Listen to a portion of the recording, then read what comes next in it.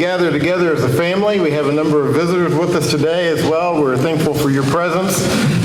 Before we get into our lesson this morning, there are a couple of things I wanted just to make mention of. I did fail this morning to give Mike something that had been handed to me, and so I wanted to go ahead and read this. This is from the Terrell family, and it simply says, "Dear church family, we would like to express our deepest gratitude for the incredible love and support you have shown our family after the loss of my mother, Brenda. Your kindness has been a steady light in the midst of our grief. Thank you for your thoughts and prayers, cards that were sent, and all your kind words. Your compassion is a reminder that we do not walk through sorrow alone, but are surrounded by a community grounded in faith and grace. In him, Matt, Tandy, and Chance." And we, of course, want to continue to remember that family in prayer. It is fitting that we read this because it very much fits into our lesson today. We'll get to in a moment.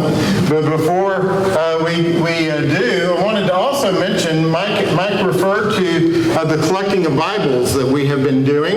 About a month ago, we received a request from the Community Family Resource Center here in Citrus County, and they had sent out a request to all the churches in Citrus County asking for Bibles, specifically Bibles that they could give as gifts for children during the Christmas time, and Bibles that they could give to families throughout the year.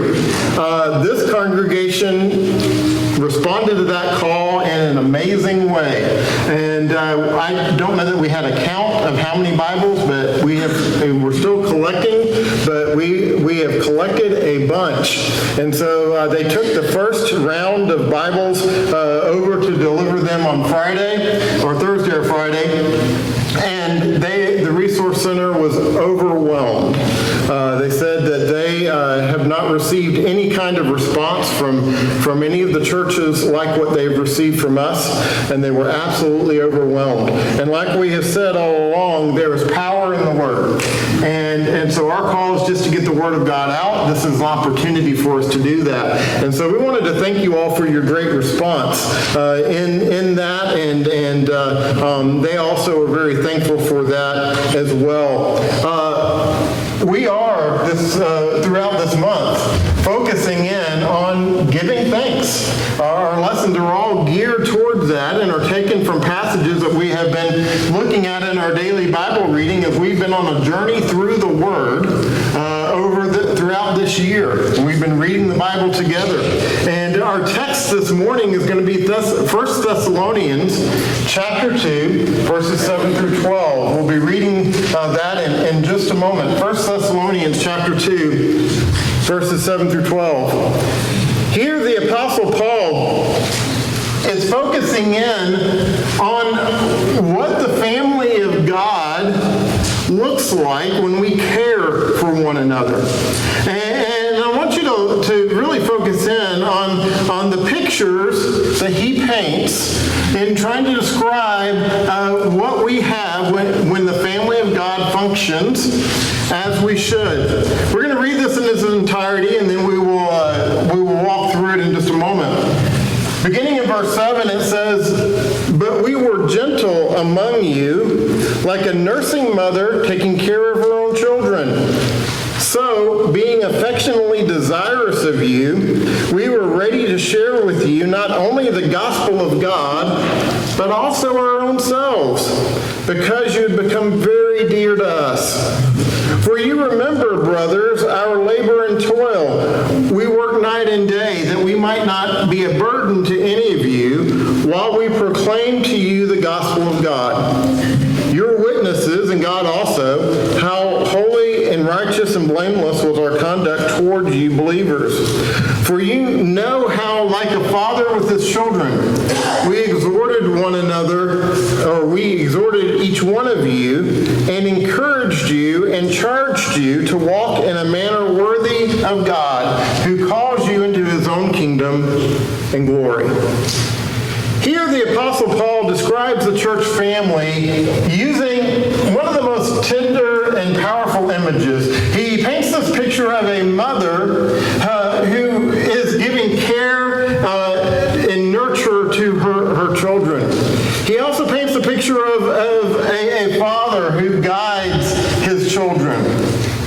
see, Paul describes the church family in such a way that relates to our being a part of God's family. The family of God ultimately is a gift that we all should be thankful for. And we understand, or when we understand, what God has given us as His people, thanksgiving becomes a natural response. When we recognize what we have in Christ Jesus as a family of God, we are blessed. And so in this passage, Paul gives 3 reasons why we should be thankful for the family of God. He doesn't lay it out in that way, but the reality is it's there. That we are blessed to be a part of the family of God. And there are 3 specific things he tells us here. First is, we should be thankful because the family of God nurtures us. The family of God gives us what we need. Let's look at verses 7 and 8 again. It says, "But we were gentle among you, like a nursing mother taking care of her own children. So, being affectionately desirous of you, we were ready to share with you not only the gospel of God, but also our own selves, because you had become very dear to us." The Apostle Paul says that they were gentle with the church when they were caring for them and ministering to them, like a nursing mother takes care of her own children. Well, what is that a picture of? It's a picture of tenderness, patience, sacrifice, constant attention. That's what a mother provides for her child. And Paul says as we care for the church, these are the things we sought to provide for you. Now, you don't have to hold up your hands, but how many of you have your own personal blanket at home?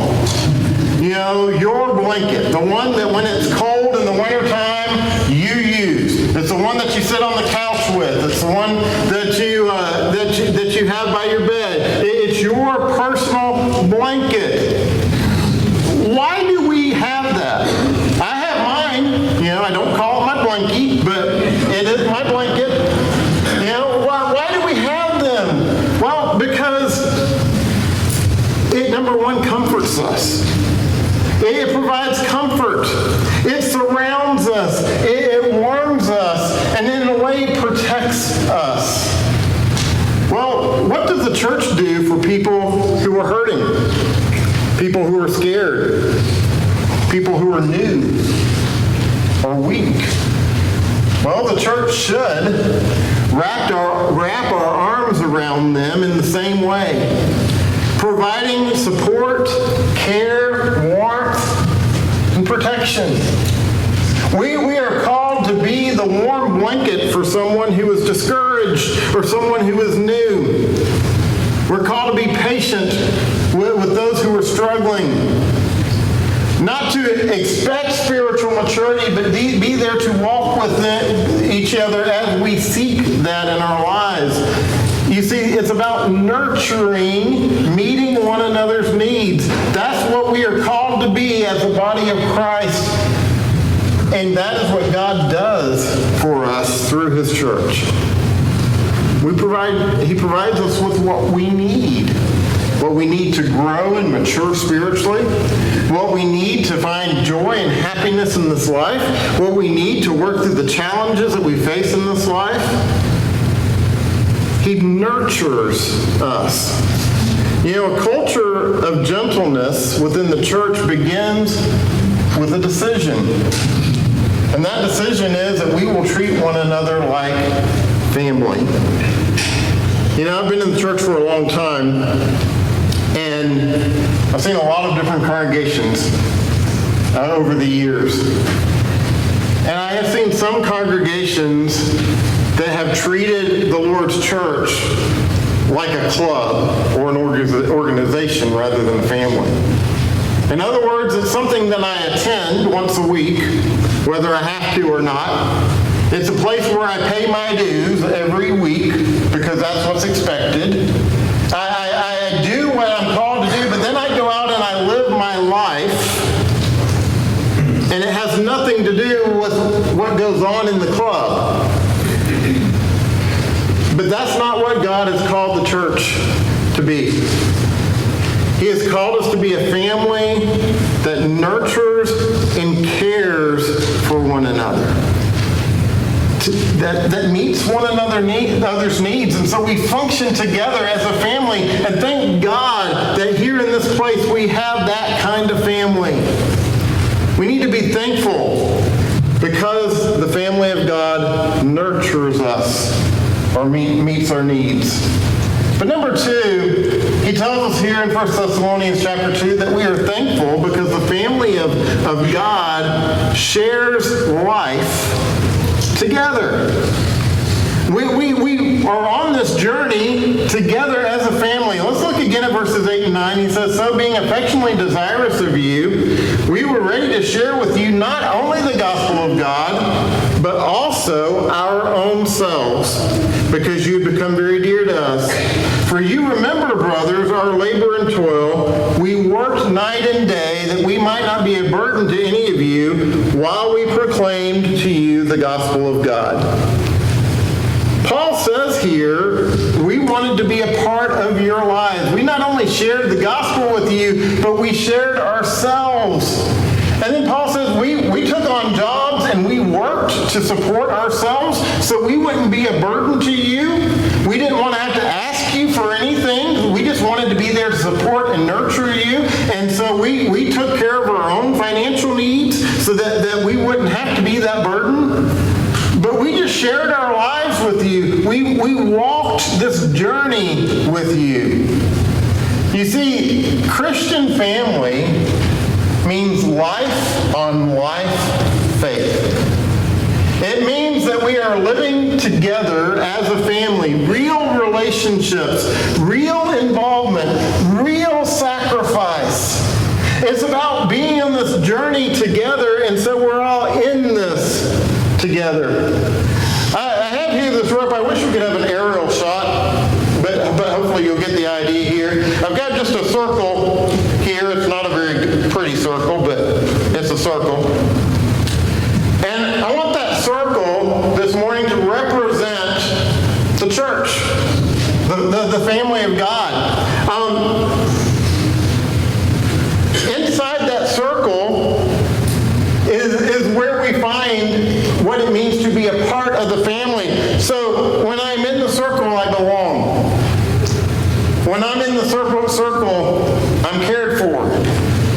When I'm in the circle, my needs, spiritual needs and emotional needs, and all my other needs are met because I'm together with the family. But what happens so often is what we want to do is we want to kind of do this deal, where we have one foot in the circle and one foot in the world. We want to just kind of be in it a little bit, but we want to be able to live our life out in the world and do what we want to do in the world and be a part of what we want to be a part of in the world, but we still want to have the benefits of the circle. But you see, it's only when you are completely in the circle that you're included. It's only when you're in the circle that you're joined together with something that is bigger than yourself. Just trying to ride the fence or to try to be partly in does not give us the things that we need. But you see, when we are truly in the church, no one stands alone. When you're in the church, you stand with a body of people. We pull in. We don't push out. And so we pull in together and we walk on this journey together as a family. You know, you could probably tell by looking at me that I love potluck meals. You know, the Sunday potlucks have always been a favorite of mine, and I love them for a lot of reasons. But one of the reasons I love potlucks is for the actual symbolism of it. You see, when you have a potluck lunch on Sunday, everyone brings something different. Everybody just brings something, and you take all these different things that people bring and you put it together to create what is always an amazing meal. A meal that no one person could create on their own. And you don't really know what it's going to look like until you get all the parts together, right? And yet what's amazing is, and even though we don't usually communicate, and I know here we try to do a sign-up list, but I learned a long time ago sign-up lists do not work here. So we try. We put forth the effort, you know. But, you know, we don't know what anybody's bringing, and yet everybody just brings their part, and it always works. And it's always amazing, and there's always plenty. And isn't that what the church does on a day-to-day basis in the way that we work together? Each member brings a part of themselves. Each member brings their time, their love, their energy, their individual resources, and we take all those things together and we make this journey together as a family. And as we make this journey, we're able to go through the highs and the lows together. We're able to go through the challenges of life together. You know, I've shared this story before, and I think in Bible class. I don't know that I've shared it in worship. But I love our shepherds here. I love them dearly, and I've worked with a lot of shepherds over the years, but I have never loved and felt a connection with three men like I feel for these shepherds. And we're blessed to have them. But that connection actually came very early on in my time here. About 4.5 years ago,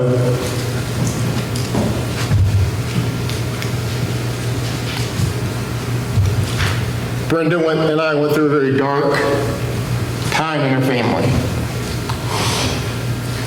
And honestly, it was a time I didn't know that I was going to make it through. And some events had happened on Friday and Saturday of this particular week.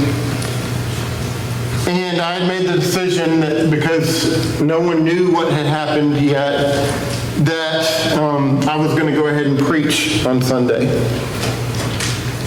But I knew that I would not be able to get through it if I did not at least talk to the elders first. And so that Sunday morning, Mike was out of town. He was in the Keys on vacation. But I sent a text out to all three elders.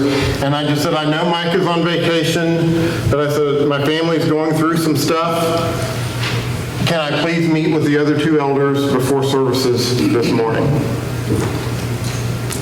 Within 30 seconds, Mike was calling me. And Mike didn't say, what's going on? He didn't say, Bill, what's wrong? He said, Bill, I can be there in 6 hours.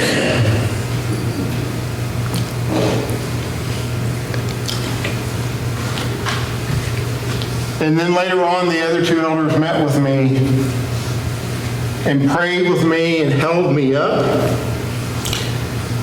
And through that entire journey, have held our family up. Why did they do that? Because that's what family does. Amen. That's what family is. Folks, that's the church. That's what we're called to be. We're not called to shoot the wounded. We're called to lift the wounded up and to be God's hands and feet to heal and to help. And thank God we're part of a family that shares life together in that way. That makes that journey together in a way that we can go through the highs together, we can celebrate the joys together, but we can also walk through the pain together. We can walk through the hurt. You see, we need to be thankful that God created the church in such a way that we share life together. But then finally, we need to be thankful because the family of God encourages us to walk the walk. To walk in a way that is worthy of God. In verses 11 and 12, he says, "For you know how, like a father with his children, we exhorted each one of you and encouraged you and charged you to walk in a manner worthy of God, who calls you into his own kingdom and glory." You see, that's the call. Paul shifts here from this picture of a nurturing mother to a father who is exhorting, encouraging, and charging his family. Because the reality is the church is not only called to comfort, we are also called to challenge. We're not only called to bring warmth, we're called to guide. We're not only called to be a place of belonging, but we're called to be a place of becoming. And so it's about making this walk together in such a way that we are encouraging one another to walk as God has called us to walk. To make this journey in a way that pleases Him. Years ago, and that's not me, but years ago when I was in college, I went with a group on a hike on the Natchez Trail. And we had a trail guide that we were going to have for that day, and we spent the night, and he told us at the beginning, before we went out, he said, "I've got 3 jobs." He said, "My first responsibility is to keep you safe, to point out the dangers.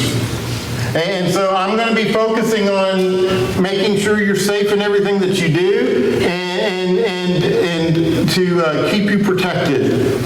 He said, "My second responsibility is to keep you going, to keep you moving. And so I'm going to be encouraging you. You're going to be tired and exhausted. You're going to have periods where you don't feel well. I'm going to be encouraging you to continue on." And he said, "My third responsibility is to keep you on the right path, to make sure you get back to where you're supposed to be." And so his purpose was to keep us safe, to keep us going, and to keep us on the right path. And isn't that what the family of God is supposed to do as we make this journey together? From a spiritual standpoint, we guide one another so that no one wanders away. We guide one another so that we stay on the right path. And our call is to point out the dangers, to keep each other safe, to encourage one another so that we don't quit, to keep each other going, and to keep everyone on the right path. You know, there are times where you're going to see brothers and sisters who are just discouraged. And it's your responsibility to encourage them so that they keep going. You're going to see times where there are brothers or sisters making bad decisions that will present danger to them spiritually, and you have a responsibility to them to keep them safe. And there may be times where you see brothers or sisters straying towards things that are not what God has called us to, and going directions that God does not want us to go. And you have a responsibility to them to keep them going the right way. You see, that's what it is when we make this journey together. We encourage each other on the path. We encourage each other on this walk of faith that we're all a part of. You know, when my boys were little, I had the great blessing of teaching them how to ride a bike. You know, that's one of those things that you really get excited about doing until you actually do it, right? You know, and then you realize that there's a little more to it. You know, but when I was teaching both of them to ride bikes at different times, one of the things that I would do is try to encourage them and let them know that they could do it. I would even run along beside them back when I was able to do that, you know. It was a long time ago, but I would run alongside them to encourage them. I also gave them instruction. I told them the things to do balance the bike and to stay upright and what to do if they fell. But then there was a point where I needed to push them forward. There was a time, when they're little, they have a hard time with those pedals starting off. But if they can just get started, then they can go. And so I would hold on to the back of the bike, and I would start running with them. And then when I realized that they were doing it on their own, what would I do? I would let go. And then cheer them on until they realized what they were doing, and then they crashed. But you see, as a father, I provided encouragement, I provided instruction, I exhorted them because that was my job as a father. But that's also how God works through His church. You see, when a brother or sister sees that you are discouraged or depressed, and they come and walk alongside you and encourage you, that's God encouraging you through His people.